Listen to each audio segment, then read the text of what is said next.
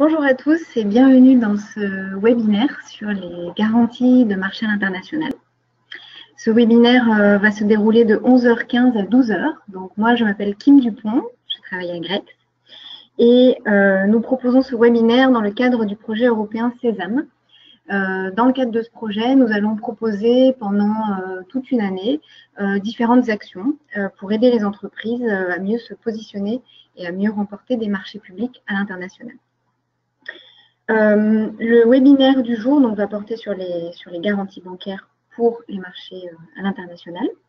L'intervenant est Fabrice Béranger de la Banque Populaire Auvergne-Rhône-Alpes qui va vous présenter les garanties pendant 30 minutes. Et sur les 15 dernières minutes, donc de 11h45 à midi, nous aurons un temps spécifiquement réservé pour les questions. Vous pourrez poser vos questions par écrit. Vous pouvez les poser tout au long du webinaire, mais nous les traiterons à la fin. Donc, vous pouvez les poser dans l'encadré chat qui est en bas à droite de votre écran. Et nous y répondrons du coup sur les 15 dernières minutes du webinaire. Voilà. Et donc, je laisse maintenant la parole à Fabrice Béranger. Bonjour à tous. Donc, à la demande de Grex, je vais donc vous faire une petite présentation sur les différents types de garanties de marché international, sachant que la demande initiale était de faire une présentation sur les garanties de marché international public, mais il n'y a pas de spécificité entre les marchés, les garanties qui seront utilisées dans le cadre de marchés internationaux publics ou de marchés internationaux privés.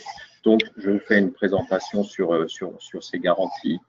Je crois qu'avant que nous démarrions le sujet à proprement parler, nous allons vous faire un petit sondage que vous allez certainement voir apparaître et nous allons vous demander de bien vouloir répondre.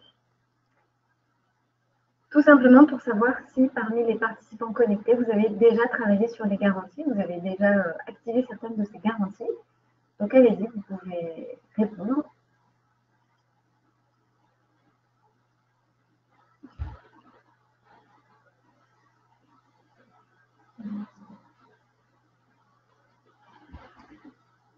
Ok, donc parmi les participants qui ont répondu, vous avez déjà tous travaillé sur des garanties, essentiellement 88% d'entre vous sur des garanties de bonne exécution, pour 75% d'entre vous sur des garanties de restitution d'acompte, 50% des garanties de soumission, et puis beaucoup moins pour les garanties de dispense de revenus garantis, seulement 13% d'entre vous. Merci.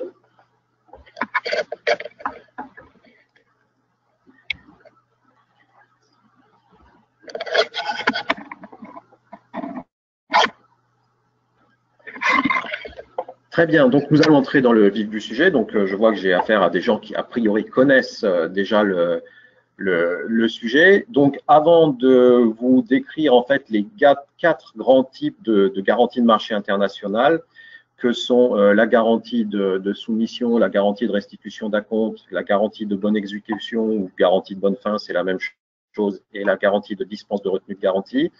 Je vais vous faire un petit rappel très général sur ce qu'est une garantie internationale. Donc, c'est un engagement par signature pris dans le cadre d'un marché international.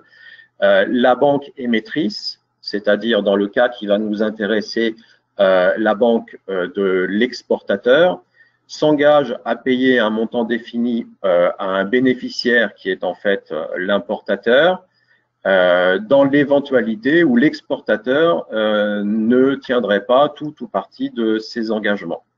Alors, il y a deux grands types de garanties internationales. Il y a des garanties qui protègent en cas de prestations non effectuées, et c'est ce que nous allons voir avec ces quatre garanties. Ça protège l'importateur. Il pourrait y avoir également des garanties de paiement, mais ça n'est pas le sujet de ce webinaire. Si on avait traité les garanties de paiement, on aurait parlé crédit documentaire, lettre de crédit stand-by, etc. Et ce n'est pas ce que nous allons voir. Voilà. Alors, il y a deux grands modes d'émission de garantie. La garantie directe, c'est-à-dire que c'est la banque de l'exportateur qui va émettre directement une garantie au bénéfice de l'importateur. il y a un autre mode d'émission de garantie, c'est ce que l'on appelle donc une garantie indirecte. La banque du donneur d'ordre, c'est-à-dire de l'exportateur, va mandater une banque correspondante qu'elle a dans le pays de l'importateur pour faire émettre par cette banque correspondante à sa place la garantie au bénéfice de l'importateur avec sa contre-garantie. Alors, sur ce slide, vous voyez globalement les grandes zones qui sont plutôt utilisatrices de garanties directes ou plutôt de garanties indirectes. Alors, les garanties directes, vous voyez, Europe, Singapour, Japon, Amérique du Nord, Australie, éventuellement Amérique du Sud. Et les garanties indirectes, on sera plutôt sur le Moyen-Orient, l'Afrique, dont le Maghreb, l'Asie, la Russie avec ses satellites, etc. Donc, typiquement, par exemple, si on est sur le Maghreb, en particulier sur l'Algérie, vous passez un contrat international avec une société d'État, par exemple, il se peut que cette société d'État vous demande de faire émettre par une banque locale, donc une banque publique type BADR, BEA, etc., de faire émettre, par exemple, une garantie de bonne exécution. Cette garantie sera donc émise par la BADR avec la contre-garantie de votre banquier français. Alors, il peut y avoir plusieurs raisons. Si, par exemple, on est dans le cadre d'un contrat avec une entreprise publique algérienne, eh bien, cette entreprise publique souhaite faire marcher, fonctionner son secteur bancaire local, parce que quand vous émettez des garanties indirectes, la banque garante prend des frais et la banque contre-garante en prend également. Donc là, la banque algérienne prendra des frais, ça fait fonctionner le secteur bancaire local. L'autre raison, ça peut être que l'entreprise locale estime qu'il est plus simple d'appeler éventuellement, bien sûr, une garantie émise par une banque locale plutôt qu'une garantie émise par une banque étrangère. Voilà. Alors, nous allons maintenant rentrer dans le vif du sujet. Comme je vous le disais, il y a 4 grands types de garanties de marché international. La garantie de soumission, la garantie de restitution d'acompte, la garantie de bonne exécution et la garantie de dispense de retenue de garantie. La garantie de soumission, vous allez devoir l'émettre, vous, exportateurs, lorsque vous allez répondre à un appel d'offres, qu'il soit public ou privé, un appel d'offres international, pour lequel il est demandé d'émettre justement ce type de garantie. En fait, l'émetteur de l'appel d'offres souhaite que vous ne retiriez pas votre offre pendant le processus d'adjudication et que si jamais vous êtes choisi, il souhaite vous contraindre par cette garantie à émettre éventuellement, si c'est demandé dans l'appel d'offres et si vous êtes choisi, les garanties suivantes, c'est-à-dire éventuellement lorsqu'il y a paiement d'un acompte, la garantie de restitution d'acompte, ou éventuellement la garantie de bonne exécution. Donc, si jamais vous êtes reconnu adjudicataire et que, par exemple, il est demandé dans l'appel d'offres que vous émettiez une garantie de bonne exécution pour commencer le contrat et que vous ne le faites pas, l'émetteur de l'appel d'offres pourra tirer dans la garantie de soumission. Seconde, alors les garanties que vous voyez à l'écran, en fait, sont dans l'ordre chronologique d'utilisation au cours du contrat, en fait. Donc la seconde garantie que vous êtes susceptible de pouvoir utiliser, c'est la garantie de restitution d'acompte. S'il y a acompte, bien évidemment, s'il y a versement d'un acompte. Donc en fait, votre client, l'importateur, vous verse un acompte, par exemple de 20% du montant du contrat, mais en contrepartie, il peut vous demander une garantie de restitution d'acompte pour être certain que si vous n'effectuez pas pour au moins le montant de l'acompte de prestation, que ce soit de livraison de marchandises ou de prestation de services, peu importe, il pourra donc mettre en jeu cette garantie et récupérer le versement de l'acompte.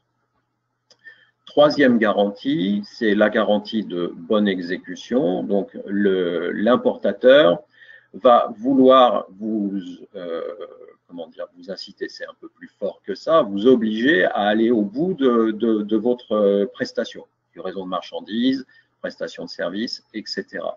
Et pour ce faire, il peut vous demander d'émettre une garantie de bonne exécution ou de bonne fin, c'est la même chose, d'un montant, par exemple, de 10 à 20% du montant du contrat.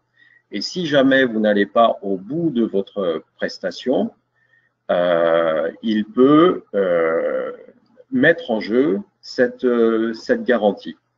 Donc, il s'agit de prestations soit de livraison de marchandises, soit de prestations de services. Dans le cas de livraison de marchandises, on le verra plus tard, vous pouvez vous exonérer en quelque sorte, ou plutôt désactiver cette garantie en produisant les documents d'expédition de la marchandise, qui prouve donc que vous avez bien effectué votre prestation d'expédition de marchandise. Si on est sur une prestation de service, par exemple, la livraison d'une machine et puis son montage et son installation, c'est un PV de réception qui pourra désactiver cette garantie.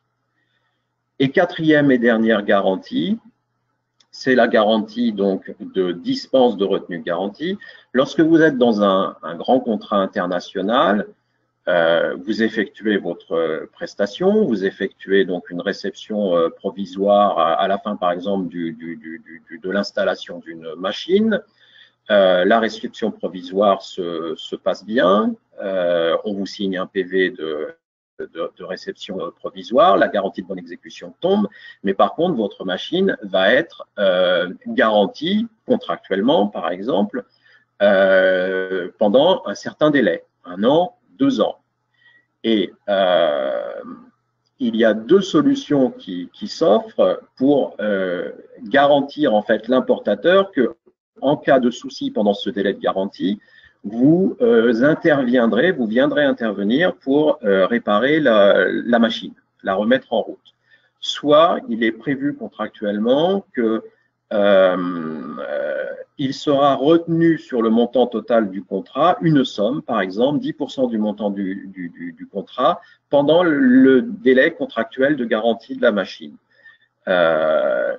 Auquel cas, si jamais vous ne venez pas réparer la machine qui tombe en panne pendant ce délai de garantie, l'importateur ne vous paiera pas ces 10%. Il les utilisera pour faire appel éventuellement à une autre entreprise qui viendra solutionner le problème. Soit vous, exportateur, vous souhaitez être payé de 100% du montant du contrat à la réception provisoire.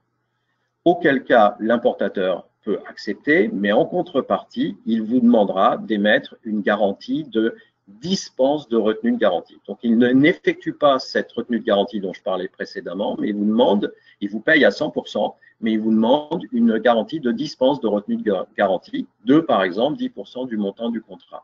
Et si jamais vos machines tombent en panne pendant ce délai de garantie et que vous n'intervenez pas, que vous ne solutionnez pas le problème, il tirera dans cette garantie de dispense de retenue de garantie.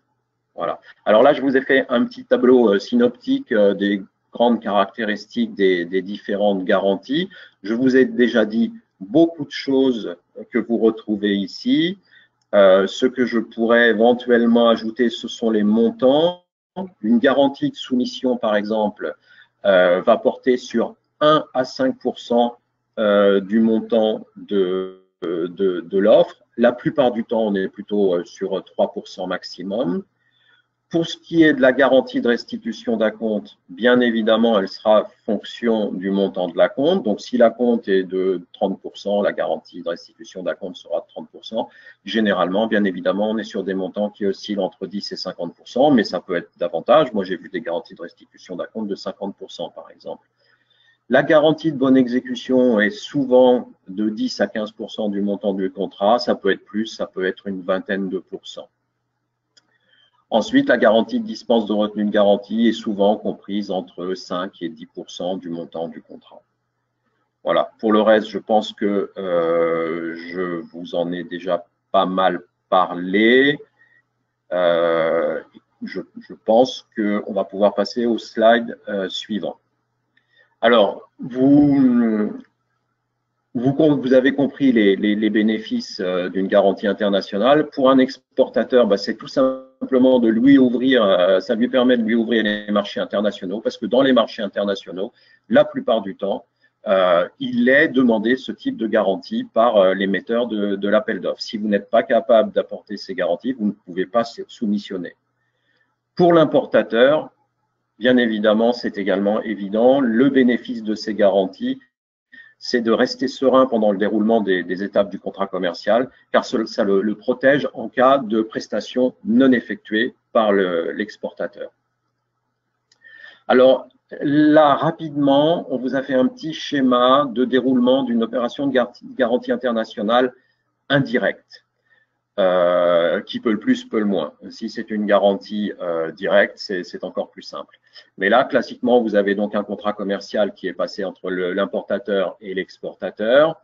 Il est demandé, par exemple, dans cet exemple, une garantie de bonne exécution à l'exportateur. L'exportateur va aller voir sa banque, la banque contre-garante. Comme on est dans le cas d'une garantie internationale indirecte, la banque contre-garante va demander à sa banque correspondante dans le pays étranger d'émettre une garantie pour son compte au bénéfice d'un importateur. Voilà, ici, le bénéficiaire. Et si jamais, avec sa contre-garantie, bien évidemment, donc la banque contre-garante, la banque française va apporter sa contre-garantie à la banque garante locale.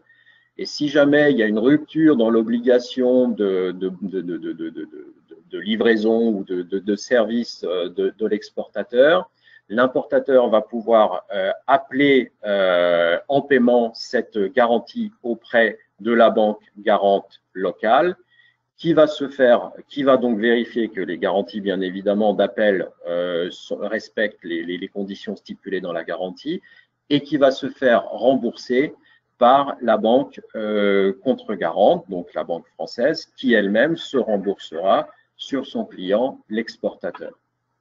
Voilà globalement le schéma pour une garantie indirecte. Pour une garantie directe, c'est le même schéma, mais avec l'étape banque contre-garante en moins. Voilà, donc je passe sur ce slide que vous voyez à l'écran parce que en fait c'est le commentaire du schéma précédent. Et nous allons maintenant, je vais vous montrer quelques exemples de garanties, de ces 4 garanties.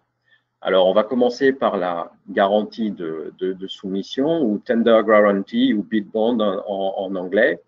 Et voilà un exemple de garantie de soumission. Alors, vous voyez dans le titre Tender Guarantee DG 758. RUGD 758 en français. Ça veut dire que cette garantie est émise selon les règles uniformes des garanties sur demande numéro 758, donc sont les dernières en vigueur, émises par la CCI internationale. Voilà, c'est un corpus de règles concernant les garanties internationales qui est commun à toutes les banques dans le monde entier, et ça nous permet, lorsque l'on émet une garantie ou lorsque l'on doit traiter une garantie internationale, de savoir à quel corpus de règles nous nous référons tous. Ça nous permet de ne pas avoir de surprise. Parce que, par exemple, on pourrait nous demander, dans le cadre d'un appel d'offres, l'importateur pourrait nous demander d'émettre une garantie de soumission selon son droit local. Nous pourrions le faire, mais ce faisant, nous ne savons absolument pas à quoi nous nous exposons. Vous imaginez bien que si moi, Banque française, je dois émettre une garantie de soumission qui répond au droit local algérien, globalement, je ne sais pas à quoi je m'expose, notamment en cas de mise en jeu. Donc, nous préférons émettre les garanties, tous les banquiers dans le monde préfèrent émettre les garanties selon les RUGD 758 parce que tout le monde parle le même langage. Voilà. Alors, là, nous avons un exemple de garantie de soumission. Donc, vous avez un contrat qui a été porté entre… Alors, tous les noms des sociétés et adresses ont été bien évidemment modifiés, mais ce sont des garanties réelles. Donc, un contrat qui est passé entre la société Import International et la société ESA Export pour la fourniture d'une ligne de divers équipements. Et nous, Banque Populaire Auvergne-Rhône-Alpes, donc, nous nous engageons à payer aux bénéficiaires l'importateur tout montant jusqu'à un maximum de 19 800 € sur présentation au garant, c'est-à-dire à nous, banque de l'exportateur, d'une demande du bénéficiaire notifiant que l'exportateur, donc c'est les points petit 1 et petit 2, l'exportateur échoue ou refuse à signer le contrat tel qu'il a été comment dire, proposé dans son offre, ou alors il échoue ou refuse de fournir, de faire émettre la garantie de bonne exécution telle que c'est demandé dans l'appel d'offres. Donc là, en fait, on a le cas d'une garantie de soumission qui s'éteindra lorsque l'adjudicataire aura d'une part signé le contrat et d'autre part fourni la garantie de bonne exécution qu'on lui demande. Voilà, donc cette garantie restera valide 90 jours à partir de la date d'adjudication et au plus tard le 26 mai 2017. Donc 90 jours, c'est pour permettre à l'adjudicataire, l'exportateur, d'ouvrir, de faire émettre la garantie de bonne exécution telle que ça lui est demandé. Voilà, et vous voyez, dernière phrase, la garantie présente est sujette au RUGD 758 tel que je vous l'ai expliqué tout à l'heure. Voilà, donc c'était la première garantie. Le deuxième type de garantie, c'est la garantie de restitution d'acompte ou Advance Payment Guarantee en anglais. Donc voilà un exemple, toujours régi par les RUGD 758. Donc vous avez toujours une société, un contrat passé entre une société importatrice, Import International, et une société exportatrice, Export SA, donc qui ont passé ensemble un contrat de livraison d'un système industriel quelconque pour un montant total de 47 850 € FOB Marseille. Alors là, il est intéressant de voir ça. On sait que le prix est FOB Marseille. Il faut, dans la mesure du possible, dans une garantie, indiquer l'incoterm et la ville. Parce que en cas de mise en jeu, il vaut mieux savoir exactement à quel prix on fait référence. Si on avait fait référence à un prix de 47 850 € sans indiquer que c'est FOB Marseille, ça pourrait très bien être un prix ex-works, et en cas de mise en jeu, il pourrait y avoir discussion, on pourrait nous dire oui, mais en plus, il y avait les frais d'assurance, de transport, etc. Et le vrai prix du contrat n'était pas de 47 850 €, mais d'un peu plus. Donc là, on sait que le montant en question, c'est 47 850 FOB Marseille. Donc, je reviens sur la garantie, c'est une garantie de restitution d'acompte. On a un contrat de 47 850 €, et donc nous engageons, nous, Banque Populaire Auvergne-Rhône-Alpes, à rembourser le bénéficiaire de tout montant jusqu'à un maximum de 23 925 € correspondant en fait à 50% du montant du contrat, puisqu'on voit un petit peu plus loin que l'acompte est de 50% du montant du contrat, un peu plus haut, pardon. Et donc, nous nous engageons à cela sur présentation au garant, c'est-à-dire nous, Banque de l'exportateur, par le bénéficiaire d'une demande spécifiant que l'exportateur n'a pas rempli ses obligations de livraison. Qu'est-ce que je pourrais vous dire de plus? Donc ça, c'est la suite de la garantie. Ah oui, alors, the advance payment guarantee will come into force upon the, etc., etc. Très important, nous spécifions dans la garantie que notre garantie de remboursement d'acompte entrera en vigueur à partir du moment où, bien sûr, notre client aura reçu sur son compte chez nous le montant de l'acompte. Parce que nous sommes appelés, nous, banque, à émettre cette garantie avant que l'acompte n'ait été versé.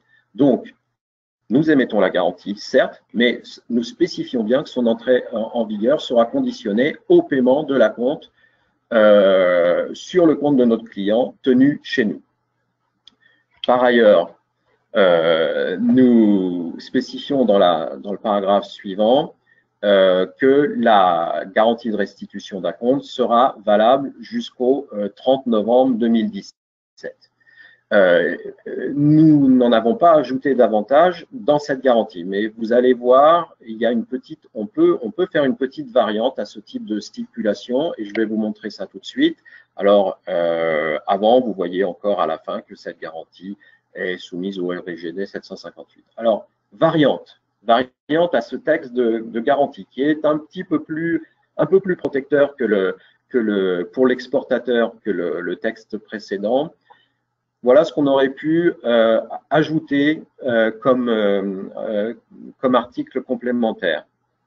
Alors, toujours la même chose, ça vous l'avez vu sur l'exemple précédent, la garantie de restitution d'acompte entrera en force des crédits de l'acompte sur le compte de l'exportateur.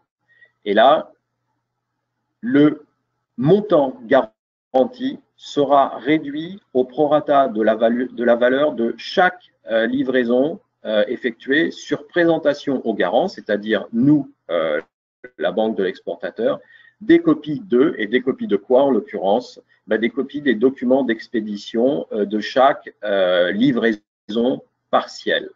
Ça veut dire que la garantie de restitution d'acompte peut s'amortir au fur et à mesure des livraisons partielles qui seront effectuées. Et elles s'amortiront sur présentation, alors là, il faudrait préciser dans le texte, sur présentation par notre client, l'exportateur, des documents d'expédition de ces livraisons partielles qui prouvent que lui, exportateur, a bien livré pour au moins, enfin expédié pour au moins le montant de l'acompte. Et ensuite, un petit paragraphe complémentaire.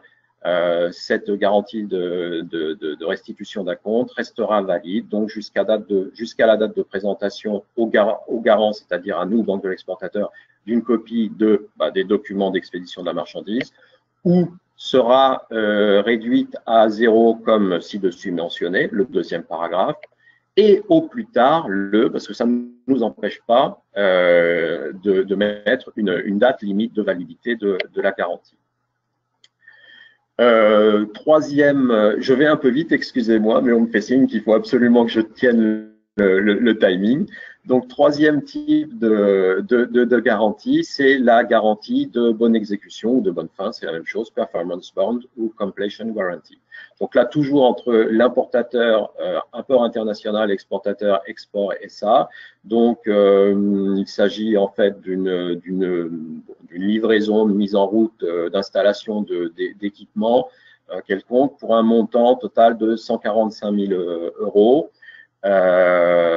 Donc, on voit dans le paragraphe suivant que le donneur d'ordre, l'exportateur, doit remettre une garantie de bonne exécution pour un montant de 29 000 € représentant 20% du montant ci-dessus mentionné. Montant, on le rappelle ici, qui est DAP Bruxelles. On aurait pu le mettre là aux 145 000 €, on le rappelle ici. Et donc, de ce fait, nous, Banque Populaire des Alpes, nous nous engageons à payer aux bénéficiaires tout montant jusqu'à un maximum de 29 000 € sur présentation à nous-mêmes, donc banque du bénéficiaire, d'une demande spécifiant que l'exportateur n'a pas rempli ses obligations. Alors, soit obligation de livraison de marchandises, soit obligation de livraison, installation, mise en route d'une machine, par exemple, à la bonne date. Voilà. Donc, nous avons spécifié que la garantie de performance, de bonne exécution serait valable jusqu'au 15 février 2018. Nous aurions pu spécifier, comme j'en parlais tout à l'heure pour la garantie de restitution d'acompte, qu'elle s'amortisse selon un planning d'événements. par exemple, selon un planning de livraison de marchandises ou un planning de réception intermédiaire de travaux. Voilà. On voit là encore que cette garantie est soumise au RGD 758. Enfin, dernière garantie, la garantie de dispense de retenue de garantie. Alors, je vous ai déjà expliqué tout à l'heure beaucoup à quoi ça servait. Donc, vous voyez là, dans cet exemple, toujours un contrat entre une société importatrice et une société exportatrice pour un montant total de 103 500 euros DDP Evora. Donc, selon les termes de la commande, le donneur d'ordre, c'est-à-dire l'exportateur, est tenu de remettre une garantie de dispense de retenue de garantie. Donc là, vous l'avez compris, il n'y a pas eu de retenue de garantie, mais on demande une garantie de dispense de retenue de garantie de 5 175 euros, c'est-à-dire 5% du montant ci-dessus mentionné. Et nous, Banque Populaire, nous nous engageons donc à rembourser le bénéficiaire, c'est-à-dire l'importateur, de tout montant jusqu'à un maximum de 5 175 euros si jamais donc le bénéficiaire, donc c'est le dernier paragraphe de cette page, le bénéficiaire n'a pas rempli ses obligations de garantie, je parle de la garantie contractuelle dans le cadre de son contrat. Il est spécifié dans le premier paragraphe de ce slide que, bien évidemment, cette garantie de dispense de retenue de garantie entrera en vigueur lorsque les 5 175 euros auront été versés sur le compte de notre client. Il aurait pu être spécifié, c'est même plus souvent le cas, que cette garantie entrera en vigueur lorsque la totalité du montant du contrat, c'est-à-dire 145 000 euros, aura été constatée, lorsque le paiement de la totalité du montant du contrat aura été constaté sur le compte de notre client tenu chez nous. Voilà. Et donc, encore une fois, la présente garantie est régie selon les RGD 758. Voilà, alors je suis désolé, je suis allé vite, mais je crois que je suis pile poil dans le timing. Donc, s'il y a une chose à retenir de tout ça, c'est qu'il faut absolument, lorsque vous répondez à un appel d'offres, que vous avez l'appel d'offres le texte de l'appel d'offres entre les mains, il faut absolument que vous regardiez les dispositions financières de cet appel d'offres. Donc, comment vous allez être payé? Est-ce qu'on vous propose des paiements par crédit documentaire, par lettre de crédit stand-by, etc. Et quelles sont les conditions relatives aux garanties que vous aurez à émettre? Est-ce qu'on vous demande une garantie de soumission? Est-ce qu'on vous demande une garantie de restitution d'acompte? Auquel cas, ça signifie bien évidemment qu'il y a paiement d'un acompte. Est-ce qu'on vous demande une garantie de bonne exécution? Est-ce qu'on vous demande une garantie de dispense de retenue de garantie? Tout ça, il faut en parler en amont avec votre banquier qui pourra vous aider à vous y retrouver dans les textes, parce que parfois certains textes de garantie sont imposés. Donc votre banquier peut vous alerter sur certains dangers sur les textes imposés, éventuellement vous proposer pourquoi pas des modifications, même si ça peut être difficile effectivement de faire accepter des modifications par l'émetteur de l'appel d'offres. Et puis aussi, derrière, ça veut dire que de toute façon, il va falloir que votre banquier vous accompagne en risque. Parce que si votre banquier doit émettre des garanties, il faut qu'il puisse mettre en place la ligne de risque nécessaire. Et donc, il faut que la solvabilité de votre entreprise le permette. Donc, en tout cas, en cas d'appel d'offres, il faut absolument en parler le plus tôt, le plus en amont possible avec votre banquier. Voilà, donc je vous remercie pour votre attention. Vous voyez mon mail sur ce slide. Vous pouvez me contacter sur ce mail si vous avez des questions relatives à ma présentation ou si vous voulez qu'on élargisse sur d'autres domaines. Voilà, merci.